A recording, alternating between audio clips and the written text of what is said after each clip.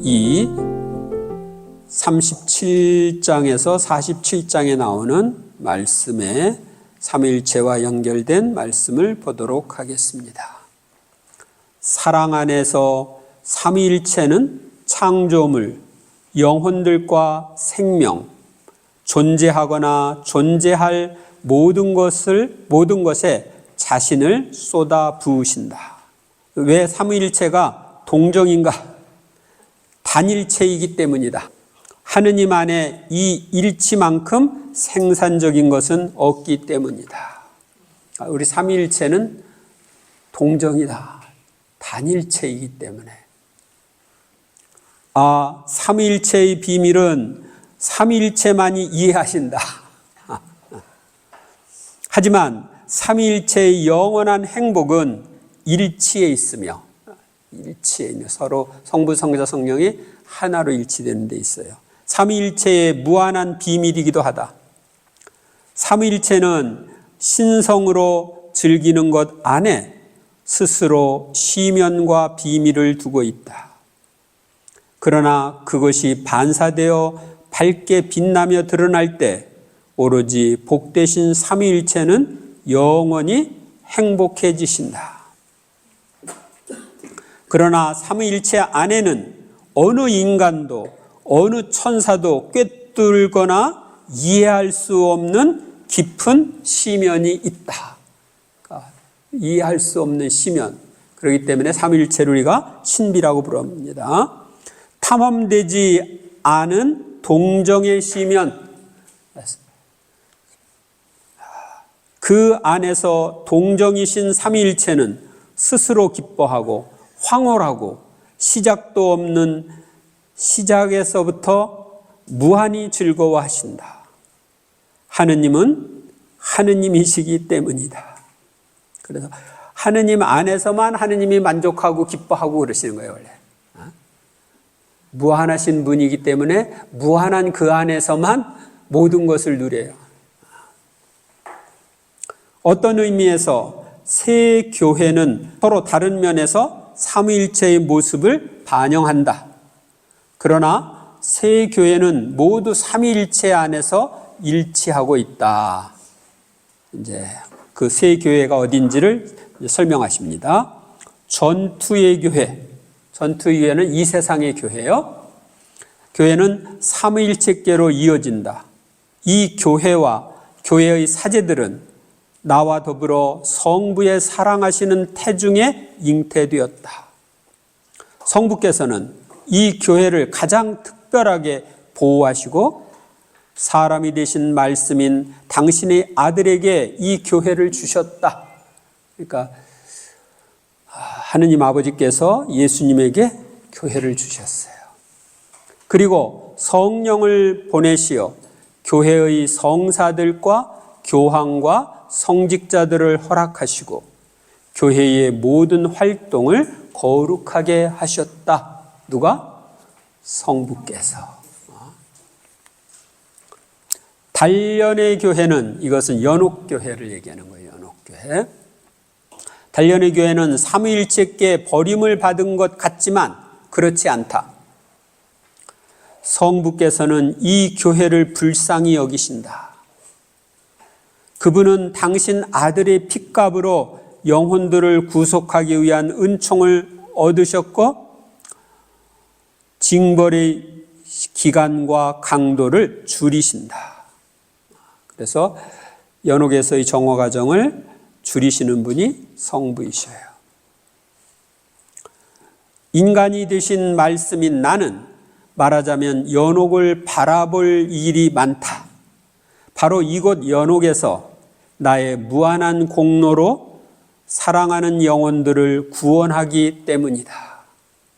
구원해서 천국으로 데리고 가는 거죠. 거룩한 영혼들이 고통받는 것을 보면서 나의 인간적인 성심은 슬퍼진다. 그래서 나는 그 영혼들을 위로하고 하늘나라를 위해 그들을 정화한다. 그러니까 연옥에 있는 영혼들을 위로하고 정화하는 건 누가 해요? 말씀이신 예수님이 하시는 거예요. 사랑이신 성령께서는 영혼들에게 당신의 열매들을 주시고, 성령의 열매, 사랑, 기쁨, 평화 열매 있죠? 열매들을 주시고 인내하도록 그들을 격려하시고 당신의 사랑으로 그들의 모든 인간적인 더러움을 정화하신다. 성령께서는 하늘나라를 위해 그들을 거룩하게 하는 일에 전념하시고 더 나아가서 그들을 위로하신다. 성령께서는 위로자이시기 때문이다. 그래서 성령도 연옥에 있는 이들의 정화를 해주시고 위로해 주시는 분이십니다. 승리의 교회는, 이 승리의 교회는 천국교회를 가리키는 거예요. 승리의 교회는 삼위일체께서 획득하신 승리와 같다. 삼위일체께서는 영혼들이 세상에서 싸우고 연옥에서 죄를 정화한 후 승리의 찬가를 영원히 노래하신다. 삼위일체는 하늘나라를 구성하시고 존재와 생명 및 묘사할 수 없는 영원한 행복을 주신다. 마리아와 천사들과 성인들, 복된 자들 모두가 하느님 안에서 하느님이 되고, 우리가 천국에 가면 하느님 안에서 하느님이 된다. 하느님 안에서 거룩하게 되어 삼위일체의 일치 속으로 흡수된다. 우리가 삼위일체로 흡수되는 거예요. 무한한 사랑의 바다, 시작도 끝도 없는 기쁨의 시면 안으로 흡수되어 순수해지고 거룩해진다. 교회를 통해서만 구원이 있다. 교회를 통해서만 구원이 있다고 얘기하셔요. 삼위일체의 모상인 교회를 통해서만 하늘나라가 있다. 사람이 되신 말씀과 닮음을 통해서만 보상이 있다. 그러니까 예수님을 닮은 만큼 천상에서 복을 누려요. 삼위일체 안에서 일치를 통해서만 영원한 기쁨이 있다. 우리가 기쁨의 생활을 원하는데 삼위일체와 일치해야 기쁜 거예요. 일치할수록 더 기쁜 거고. 특히 사제의 마음은 수정처럼 삼위일체를 반영해야 하고 나를 담고 있는 성합 이상이 되어야 한다. 즉 희고 순결하고 깨끗하고 거룩하고 삼위일체와 일치하는 다른 내가 되어야 한다는 말이다. 그러니까 사제는 삼위일체를 반영하고 다른 예수님이 되어야 되는 거예요. 나는 오늘 내 주교와 사제들에게 나의 순결한 교회를 위하여 동정이신 삼위일체의 영광을 위하여 더욱 순결해지라고 마리아를 통하여 요구하고 부르짖는다. 나는 순결을 요구한다. 나는 순결을 요구한다. 그래서 사제들은 순결해야 합니다. 물론 지체인 여러분도 순결해야지만 삼위일체께서는 순결과 나로 변화됨을 통해서 자기 사람들에게 동정성을 주신다. 사제는 동정이신 삼위일체와 끊임없는 접촉을 계속해야 한다. 이 접촉은 삼위일체 안에서 하나 되기 위하여 영혼을 깨끗하게 만들고 순결하게 만들고 순결 그 자체와 친밀하게 일치시키며 천사처럼 만들어주고 씻어주고 빛나게 한다. 그래서 이렇게 삼위일체와 접촉을 통해서 사제들은 변화되는 거예요. 우리들도 마찬가지입니다. 나의 사제는 성부의 그림자, 성부의 눈길, 성부를 위한 명령의 그림자, 비교할 수 없는 삼위일체의 사랑에 대해서 숙고하고 신중하고 심오하게 통찰해야 한다.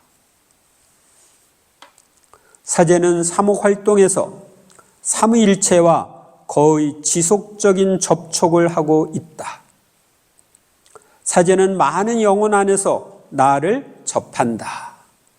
그 영혼 안에 예수님이 계시니까. 사제는 기도와 성무일도와 사제 직무에서 나와 함께한다. 이런 모든 것이 사제를 감싸고 사제를 도와서 사제를 수많은 세상의 열정들보다 높이 들어 올린다. 그래서 사제는 자신의 기도, 성무일도, 직무를 통해서 성화됩니다. 성부께서는 계속해서 당신 안에서 끊임없이 말씀을 잉태하시며 삼위일체의 신비를 실행하고 계신다. 삼위일체 안에는 과거가 없고 모든 것이 현재이기 때문이다. 여기서 이제 여러분들이 알아야 될 것은 여기 보면 성부께서는 계속해서 당신 안에서 끊임없이 말씀을 잉태하신다고 되어 있죠?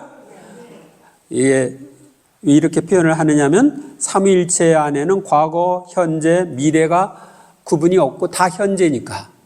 그러니까 영원으로부터 성부는 성자를 낳고 성령은 성부와 성자에게서 발한다 그랬는데 그것이 영원히 계속되는 거예요. 그래서 이런 표현을 쓰는 겁니다. 존재하는 모든 것이 사랑이고 하느님이 만드신 모든 것이 사랑이다. 사랑이 그분 존재의 본질이며 사랑은 풍성한 열매를 맺고 선이며 자비이며 사랑은 더없이 소중한 것이기 때문이다. 하느님은 사랑이시고 하느님은 사랑의 견고함으로 하나되며 이 사랑은 삼위일체 안에서 성령이시다. 그래서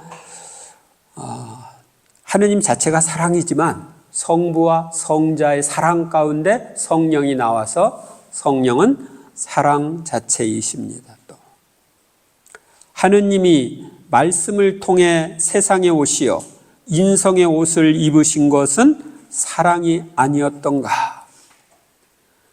하느님의 둘째 위격인 내가 마리아 안에서 육신을 취하였는데 그것은 사랑을 통해 인성을 신성으로 이끌어 성화하고 정화하기 위함이었다.